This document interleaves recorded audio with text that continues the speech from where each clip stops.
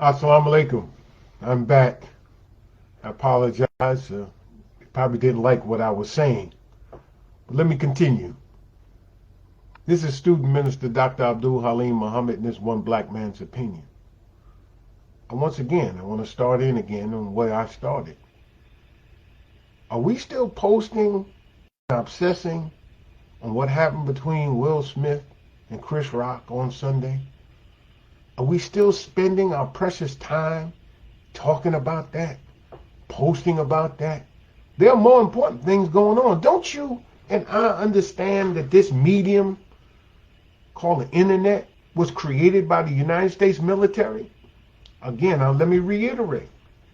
Edward Snowden, in his books, in his writings, permanent record, and in the movie about him, trying to warn us what these people are doing with our information, collecting our data, and knowing all about us. Have you ever read the book, Mind F, Cambridge Analytica and the Plot to Break America, and how they use our data to predict what we're going to do, what we're going to say, how we're going to react about things? We're in the age of surveillance capitalism, where our data and our lives are being sold to the highest bidder, and they're analyzing us like lab rats to know how we're going to act and react. We're in a new digital age, brothers and sisters. They're reshaping the future of people, nations, and businesses. So this medium has its value, but is it valuable to us is the question. And more importantly, who is directing, who is controlling, who owns and operates these mediums that we're trying to communicate one with another with? Emily Chang wrote a book called Brotopia that is mostly males and is not people that look like you and me. So he who gives you the diameter of your knowledge prescribes for you the circumference of your actions, so teaches the Honorable Minister Louis Farrakhan. And there is a proper use of social media. There is a proper use of this technology. But sometimes, brothers and sisters, we really have to unplug and have a Sabbath, if you will, from this media, because in truth, we become so visual, we don't even like to read anymore. And this is a problem, because illiteracy is a problem. If we cannot read, cannot write, cannot enunciate and pronunciate, then we are lost as a people. Reading and writing, Minister Farrakhan says, is a lost art. We're going to have to learn how to unplug. Now, have you read? The reason why I'm talking about this being a distraction, and I'm not knocking you, I'm not being holier than thou, I'm your brother. I hope y'all know I'm just kind of down to earth kind of brother. But have you been reading the last 4 editions of the Final Call since the Honorable Minister Louis Farrakhan's swan song? War on the Horizon for America. Think about that. War on the Horizon for America. The beginnings of sorrows. Hell erupts. And on the brink of a pit of fire. Did you know that 30% of the world's wheat come from Ukraine and Russia? What does that mean to you and I in terms of our food prices? Do you know how many products are produced by wheat? Not just bread, but other things? How's that going to affect us? And they put sanctions on Russia. But there's certain things they did not sanction. If they really wanted to break the economy of Russia, there's certain things that they would have sanctioned. They would have sanctioned palladium. However, palladium is what's necessary to make the microchips. They would have sanctioned oil and gas, because most of Western Europe and Europe is living off of Russian oil and gas.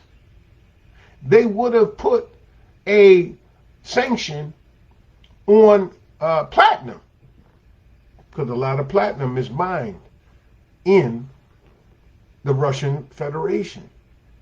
So look, don't be fooled. We're being distracted from it.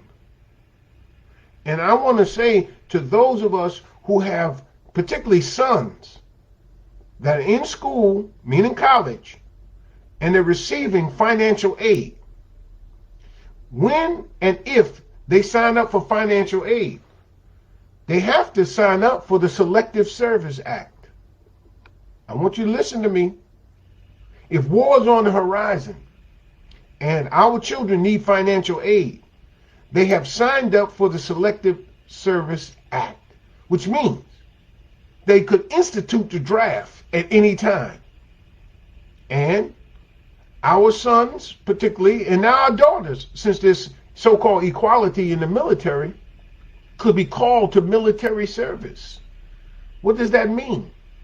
If your child is not obese, if your child's not on drugs, if your child is not mentally ill or whatever, they could be called to military service and sent over there to Europe, which is going to be a graveyard, according to the teachings of the Honorable Elijah Muhammad. They'll go over there by the thousands and they'll come back by the dozens. Need to wake up. Need to find out what's going on. And as proud as I am of our sister, Brown Jackson, who may be confirmed as a justice of the United States Supreme Court, and the way she handled herself, that sister's intelligent and a beautiful black woman. And I won't even get into who she's married to.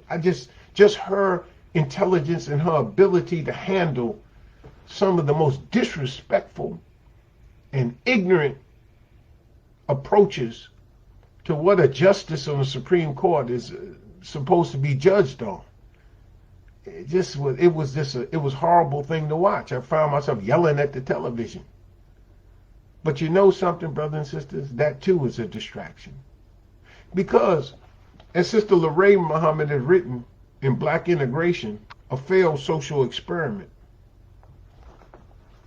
we're finding out, brothers and sisters, that no matter how many one or two of us rise to become billionaires, to be on the Supreme Court, to even sit in the White House, to be ambassadors to United Nations, the masses of us are not making progress at all. We're falling farther behind.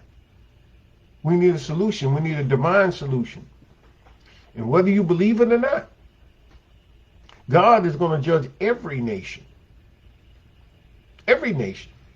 You can't read the Quran and the Bible and not see how God has judged nations and used the forces of nature to extract his vengeance. As it said, vengeance is mine, saith the Lord. You can't be serious. So have we prepared? Are we prepared to survive the fall of America? How much water do you have in your house? How much food do you have stored in your home? What if there's a run on the grocery store?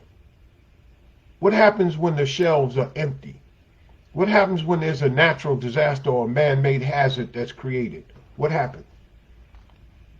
Are you prepared for that?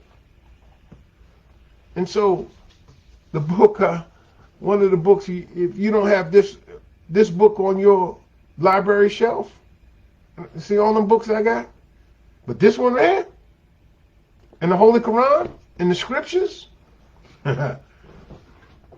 those are my guideposts. So let me close by saying this. The month of Ramadan, the month of fasting for the Muslims, is coming up this month in April.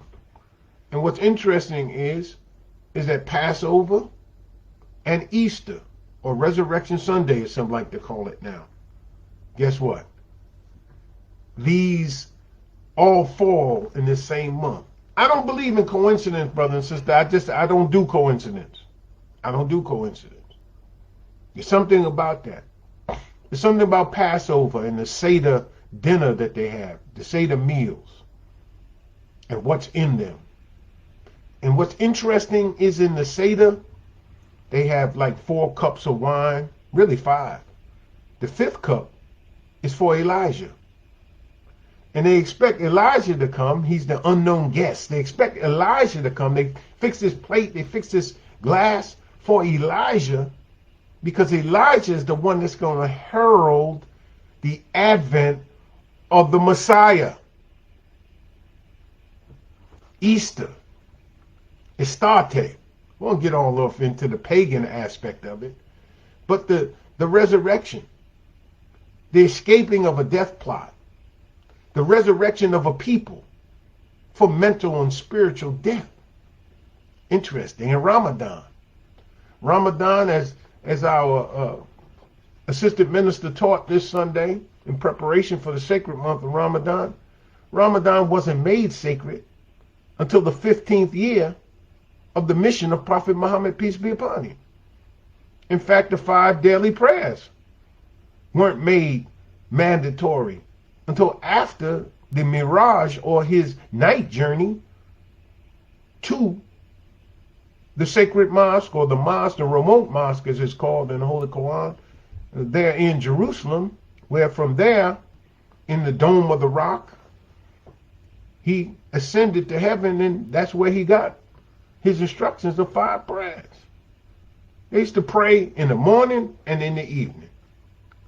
But eventually it came. So there's an evolution to the whole aspect of it. Zakat, charity, is something that's instituted as an institution, and Hajj already existed. People were making pilgrimages to Mecca, but they were there worshiping all the idols that was in the Kaaba. So there has to be an evolution of our thinking, evolution of our actions.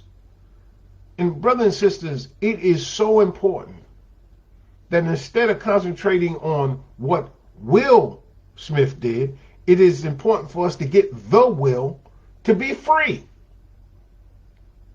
justified and equal with all mankind. It's important for us to honor, respect, and protect our women, but for the black man to accept his own and be himself. It's important in this day and time that we, particularly those of us who are in the Nation of Islam, live according to or carry out what is our acts of devotion. Yes, prayer. Yes, charity. Yes, fasting. Yes, eventually to make a pilgrimage to Mecca if we're able to. And yes, jihad, the internal struggle and the external struggle against those who would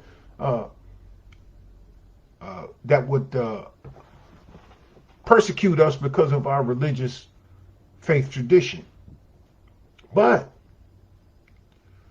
our act of devotion is to get after the lost found and to fill up our mosques and our study groups and make sure that our people have this word so that their blood is not required of our hands. To use this social media, it has a purpose. It has a use. You can use it for many righteous purposes, to communicate, to stay in touch with your family, to do things. There's good in this. But brothers and sisters, we got to stop getting taken off of our game. We got to be on code, y'all. So, I want us to get our priorities straight and to make sure that we, as a people, fight like hell to get free of the influence of our open enemies, and for us to love one another, even as the Honorable Minister Louis Farrakhan, the Honorable Elijah Muhammad, Master Fard Muhammad, the Honorable Marcus Mosiah Garvey, Fannie Lou Hamer, Harriet Tubman, W.B. Du Bois, Malcolm X, Dr. Martin Luther King Jr., Rosa Parks, Mother Tainetta Muhammad, Sister Betty Shabazz. Love ye one another even as these luminaries love us. Let's go to work, brothers and sisters. Let's clean up or we're out of luck with God. Let's get focused. Let's get on code. And let's stop being distracted by the event of the day. And I urge you to go on NOI.org and rewatch the Swan Song. I urge you to go NOI.org and rewatch the Criterion.